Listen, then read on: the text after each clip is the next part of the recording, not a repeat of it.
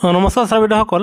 চৰকাৰী কৰ্মচাৰী আৰু পেঞ্চনাৰসকলৰ দৰমহা বৃদ্ধি সম্বন্ধীয় এক বিশেষ শেহতীয়া খবৰ য'ত কৰ্মচাৰী আৰু পেঞ্চনাৰসকলৰ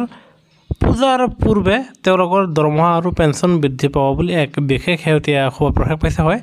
চাবিদাসকল আপোনালোকে জানে যে আপোনালোকে বছৰত দুবাৰকৈ দিয়ে লাভ কৰে আৰু তেনে স্থলত আপোনালোকে জানুৱাৰী মাহৰ যেটো দিয়ে হেয়া 50% দৰে আপোনালোকে লাভ কৰি আছে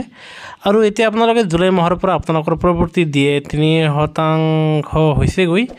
আৰু যেটো আশা কৰা গৈছে যে আপোনালোকে দুৰ্গা পূজাৰ আগে আপোনালোকে এই মৰুগীয়া বনছৰ সুবিধা পাবলৈ সক্ষম হ'ব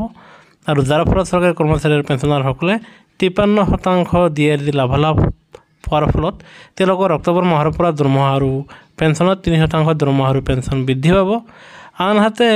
আপোনাৰ কৰ্মচাৰী পৰিষদৰ লগতে পেঞ্চনভোগী সংগঠনসমূহে আপোনাৰ কেন্দ্ৰীয় চৰকাৰক পুনৰবাৰ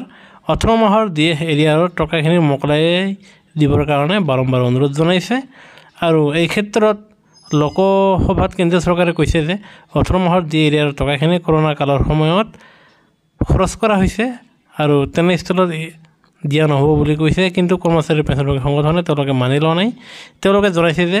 বৰ্তমান সময়ত দেশৰ অৱস্থা ভাল আনহাতে জিএসটি কালেকশ্যনো ভাল হৈ আছে সেয়েহে কৰ্মচাৰী আৰু পেঞ্চনাৰৰ মুখলৈ চাই তেওঁলোকে পাবলগীয়া প্ৰাপ্য নিজৰ বকেয়া টকাখিনি যাতে চৰকাৰে অতি শীঘ্ৰে মোকলাই দিয়ে আৰু তেওঁলোকে পুনৰবাৰ কেন্দ্ৰীয় চৰকাৰক 18 মাহৰ দিয়ে এৰিয়াৰ টকাখিনি মোকলাই দিবলৈ অনুৰোধ জনাইছে আৰু সেয়ে আশা কৰা গৈছে যে দুৰ্গা পূজাৰ আগে আপোনালোকে 18 মাহৰ দিয়ে এৰিয়াৰ